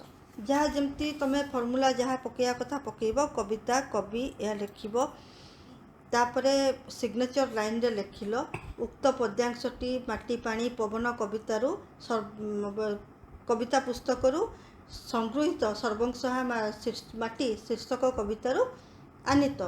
ଏଠାରେ କବି ମାଟି ମାର ମୁକ୍ତି ସହ ସନ୍ତାନର ମୁକ୍ତି ତଥା ତାର ମଙ୍ଗଳରେ ସନ୍ତାନର ମଙ୍ଗଳ ନିହିତ ଏହି ବାଣୀ ଉପରେ ଆଲୋକପାତ କରିଛନ୍ତି। ଦୀର୍ଘଦିନର ପରାଧୀନତା ପାହିବାର ସମୟ ନିକଟ ହୋଇଛି। ସ୍ୱାଧୀନତାର ନୂତନ ସୂର୍ଯ୍ୟ ଉଦୟ ହେବାରେ ବିଳମ୍ବ ନାହିଁ, ଏହା ଅନୁଭବ କରି କବି ଅତ୍ୟନ୍ତ ଆନନ୍ଦ ପ୍ରକାଶ କରିଛନ୍ତି।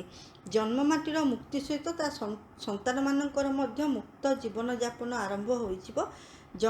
ଜନ୍ମଭୂମି ଭାରତ ଜନନୀର ସୁଖର ଦିନ ଆଗତ ପ୍ରାୟ ବୋଲି ବା ସୁଖର ଦିନ ଆସୁଅଛି ବୋଲି ଜାଣି ତାର ଜୟଗାନରେ ଉଲ୍ଲସିତ ହୋଇ ଉଠିଛନ୍ତି। ମହାଭାରତୀୟ ଦର୍ଶନ ଓ ଆଦର୍ଶରେ ଉଦ୍ବୁଦ୍ଧା କବି ଜନ୍ମଭୂମିର ଯଶ ଓ ଗୌରବ ରକ୍ଷା କରିବା ପାଇଁ ନିଜକୁ ଉତ୍ସର୍ଗ କରିବା ପାଇଁ ଆଗଭର ହୋଇଛନ୍ତି। ଭାରତବର୍ଷର ମହାନ ଐତିହ୍ୟ ତଥା ଆଧ୍ୟାତ୍ମିକ ପରମ୍ପରାର ସୁରକ୍ଷା ହିଁ ଜନ୍ମମାଟିର ଅନ୍ତରର ଆଦେଶ।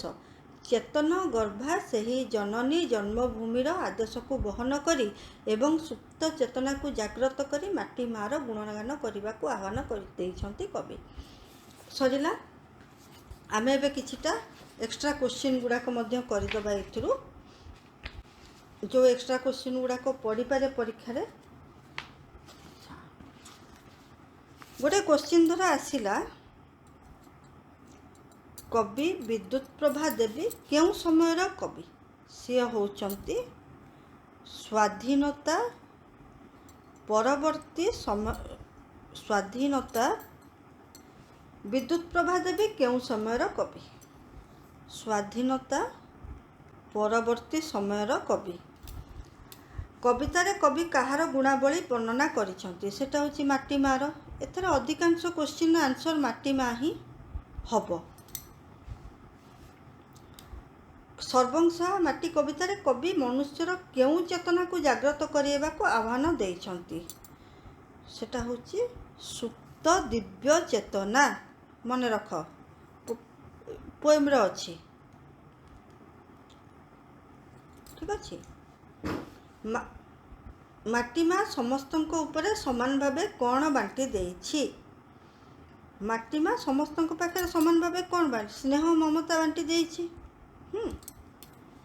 ସବୁରି ଉପରେ ସ୍ନେହ ତୋର ସମାନ ଦେଉଛି ବାଣ୍ଟି। ଏହି ପାଦରେ ମାଟି ମାଙ୍କର କେଉଁ ଗୁଣଟିକି ପ୍ରକାଶ କରି? ନିରପେକ୍ଷତା।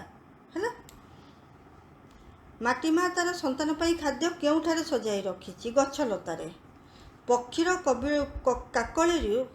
ପକ୍ଷୀର କାକଳିରୁ କବି କ'ଣ ପାଇଛନ୍ତି? ଆନନ୍ଦ। ସର୍ବଂସହା ମାଟି କବିତାରେ କବି କାହାର ମୁକ୍ତି କାମନା କରିଛନ୍ତି? ଭାରତ ମାର। ଏଇଗୁଡ଼ାକ ମନେ ରଖିଥିବ। ସନ୍ତାନର ମୁକ୍ତି କାହାର ମୁକ୍ତିରେ ନିହିତ ଅଛି? ସନ୍ତାନର ମୁକ୍ତି ଜନ୍ମଭୂମିର ମୁକ୍ତିରେ ନିହିତ ଅଛି। କବିଙ୍କର କେଉଁ ପ୍ରକାର ଚାବିକାଠି ହଜିଯାଇଛି? କବିଙ୍କର ଚେତନାର ଚାବିକାଠି ହଜିଯାଇଛି। ମନେ ରଖିଥାଅ ପିଲେ, ଚେତନାର ଚାବିକାଠି।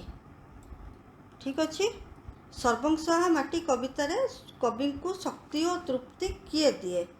ସର୍ବଂସହା ମାଟି କବିତାରେ ଗଛଲତାର ଫଳ କବିଙ୍କୁ ଶକ୍ତି ଓ ତୃପ୍ତି ଦିଏ।